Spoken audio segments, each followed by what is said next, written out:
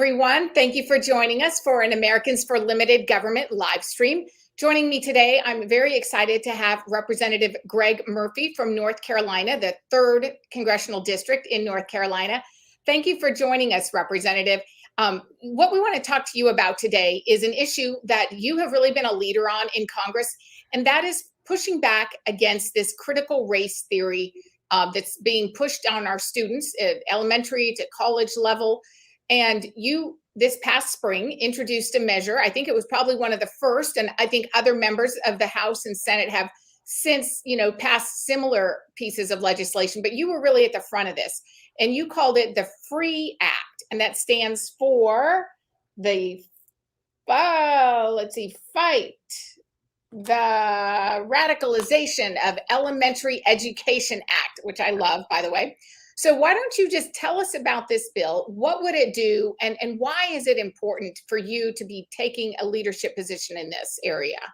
Well, Catherine, thanks for having me, first of all. But, we look at so much that's going on in our country these days. I'm a parent. I have 3 grown children, but at one point in time, they were very small children in elementary school. And during that age, they are so impressionable.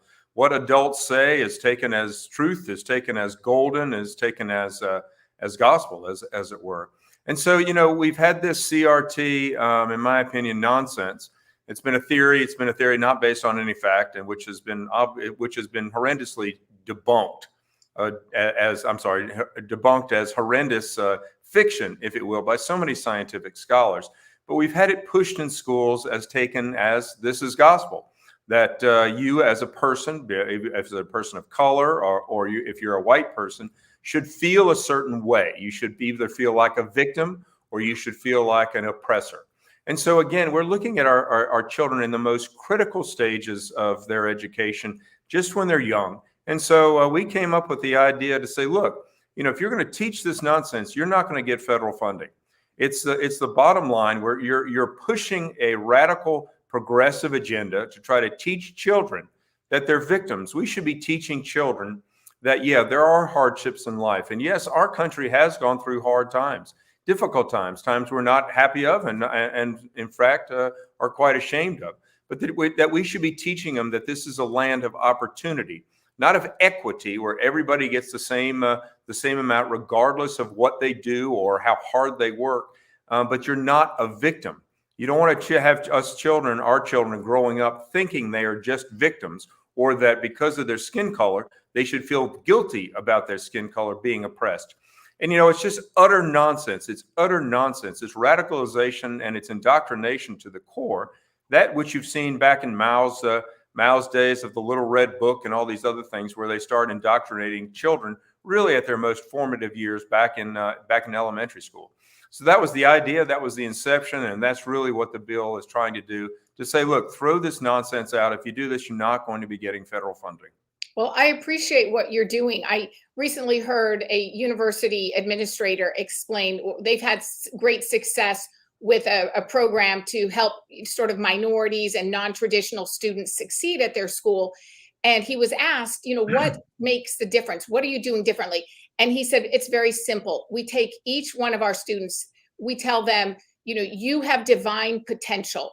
You can do this. You can achieve this. And I think that's the message our young people need to hear, is they have divine potential and worth, instead of this CRT, as you called it, nonsense, which tells young people that they can't achieve, that they're oppressed, and is this systemic? There's nothing they can do about it.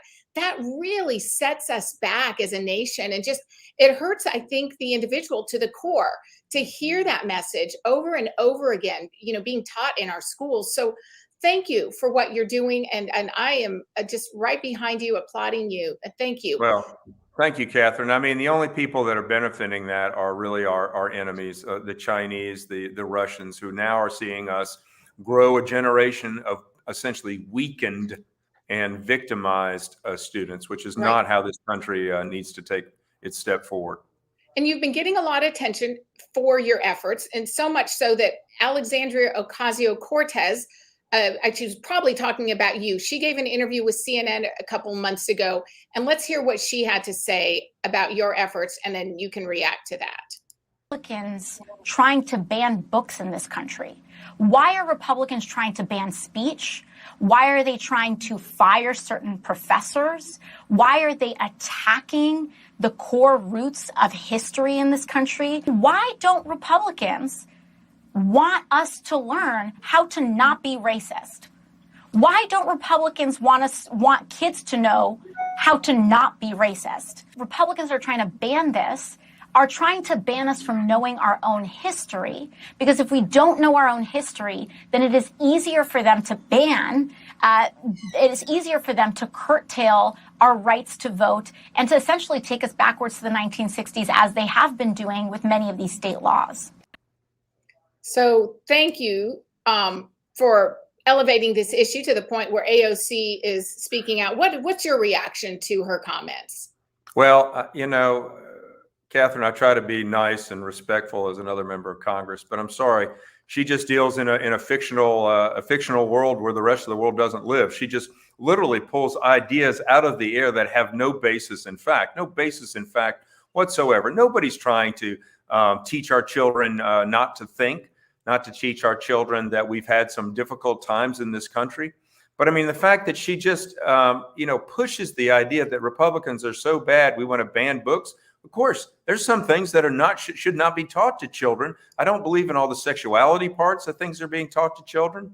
They literally want to pollute, and I'm just going to say this, they want to pollute the minds of young America, young children, into their progressive left ideology, mythology, pathology. And there's only one way of thinking in this world, their way of thinking. And the fact that they want to say we're trying to tarnish history, my gosh, you look at what's been said about critical race theory we're talking about, that this has been panned as just fiction, flat out fiction, but they want to preach it as gospel. And I'm sorry, yeah, I'm going to be against that. I'm going to be against that nonsense. I'm going to be against the fact that so many of our colleges and universities, and I saw this firsthand when I was on the board of trustees of my alma mater, are now really trying to push how to think, rather what to think rather than how to think. And, we can talk at some point. I was on a board of trustees, and I was a confidant to many conservative students, many conservative, professors who are afraid to speak because of fear of retribution. But AOC brings us back to a land of butterflies and unicorns that does not exist. And the sad thing is she's pushing this agenda so hard that it's pushing folks to actually believe some of the nonsense that she's spouting. Thank you, Congressman. Next, I want to ask you about a letter. I just put up your press release there on the screen. You sent to the Secretary of Education and the Secretary of Health and Human Services, wanting to know what's going on with the FBI mobilizing against parents who speak out against CRT at school board meetings. Tell me, what are you specifically asking of our political appointees, the Biden administration? Well, Catherine, there are a few silver linings in the pandemic. One of which we saw our supply chain, how critically we rely on China for our medicines and so many other things. But the other thing was, and it pulled the veneer off, the curtain off to so many parents now seeing what their children are being taught in school. And so what they've done, and justifiably so, they're outraged at a lot of it because they're seeing how the left, the progressive left, is now trying to get into kids' textbooks, trying to preach this leftist progressive nonsense ideology. And so they, justifiably so, are upset about this. Who is in charge of a child's education more than the state, more than the government? That is their parents. That is the parents. They are the ones who give a foundation of belief. They're the ones who give a foundation of learning. It comes from the home. But the sad thing is now the Department of Justice and the Biden administration, in any type of policy now seemingly these days, wants to make it a state function, wants to say, no, you need to believe, we need to teach our children what to believe rather than actually allowing parents some input. So now the Biden administration, the Department of Justice has now sent shockwaves literally across the academic world, at least parental world, to say, look, some of these people are domestic terrorists who are coming up and bringing concerns to their school boards often whom now have people in there that are pushing this progressive nonsense ideology, and justifiably so. Parents are upset. Now, I'm not by any means advocating for violence or threats or any of these type of things. But for Secretary Garland to say that we have now domestic terrorists that need to be investigated because of their parents actually exhibiting their First Amendment rights to be upset about what is being taught to their children, it's horrible. It's an anathema to democracy. It's anathema to what this Constitution teaches for our country. Thank you, Congressman. And next, I want to put up a screen of a bill that you have, another bill you sponsored. First of all, you are the ranking member in the House Education and Labor Subcommittee on Higher Education. So this bill, it specifically relates to, sorry about that, that role, because you do have oversight over what's happening at our universities. Oh, it pulled up the wrong story, Congressman. Sorry about that. It's okay. Let's see if I can get it. Representative Murphy. Oh my gosh, all the pop-ups on Fox News. Murphy's Campus Free Speech and Restoration Act aims to send the public First service Amendment back announcement. to school. A pina colada All is a right, I'm taking cocktail. that down. That's That was all good. too much trouble. So you have another bill that is looking specifically at what's going on our colleges and our universities, and you want to protect free speech there. So explain what the problem is. I think we really know what the problem is, but in your own words, what are you seeing? Yeah, I think amazingly we know what it is, and the Democrats are in denial. I'll talk about that maybe in a second. So, Catherine, I alluded to this earlier. I was on the board of trustees of my alma mater, Davidson College, several years ago, which historically has always been a very balanced, academically rigorous institution. But what we have seen in the last decade is that the campus has moved further and further and further left by the presidential administration, by now the board of trustees, to push free speech out the window. So basically, there's only one way to think. And we know by fact that students now write towards their liberal tending towards they're using their assignments to rather try to please a liberal college professor, or that they're not really allowed to have their particular viewpoints spoken in a classroom for fear of retribution, for fear of poor grades. You know, it's seemingly unconscionable that there are, quote, free speech zones on campuses. The whole campus should be a free speech zone.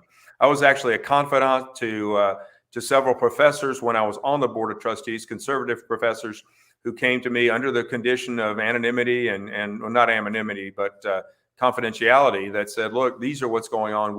I can't speak because I won't get on the correct academic committee, or I may be denied tenure. Or students, again, going back to the point that, well, I won't get the grade I want, and I really want to go to medical school. I want to go to graduate school. And so it really points out now that free speech is being attacked on campuses. We actually I submitted an amendment a few weeks ago, and I spoke to that specifically, that free speech is being attacked. And actually the chairman of the committee just said it was a non-issue. We're not voting on that. It's a non-issue. Well, it is an issue. Ask any college student, ask any reasonably minded professor. It is a problem on campuses. And what we want to do with the Free Speech Act is we want free speech restored on campuses. You know, now just an article came out yesterday, 5 prominent universities and colleges, Cornell, Davidson College, Princeton, and a couple others have now formed a consortium to work on trying to get free speech back on campus. All you want to do to our college students in these most formative years is to give them a balanced discussion, not just one avenue, but a balanced discussion that they can use those tools as they move forward the rest of their life, so that they don't only know one narrow viewpoint of what's going on campus. It is our Constitution. It's our First Amendment. That needs to be respected, and it needs to be done on our campuses now. Well, thank you. I could not agree more. I'm very grateful that you are leading this fight on Capitol Hill. Thank you for everything you're doing. And is there any last message you have for parents out there who may be concerned about this big government overreach that we're seeing right now under the Biden administration? Any bits of advice? I do, Catherine. You know, the first time you hold your first child, you look down at that child and you'd give your life for that child. You'd lay down on a railroad track for that child. And I've always said you give 3 things to your children: your faith, an education, and opportunity. You can't give them really much anymore. You love them with all your heart, and you try to give them those things. Well, and education is critical. It's what moves forward. It starts in the younger years, and if you're making sure the kids learn their ABCs and their numbers, and then as they progress through school, make sure they're studying well. Then you hand them off to colleges and universities, and that's a period where you hand them off in a period of trust. And now that trust is now being violated because of progressive liberal policies, is not something what Americans want for their families. It's not what they want for their children, and I'm going to fight hard to preserve it.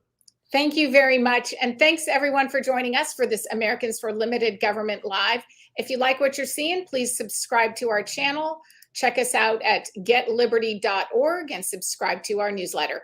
Thank you, Congressman. And you have a great afternoon. I know you have to get to votes now, so appreciate it. Thank you so much. Take care. Thank you. Okay, bye.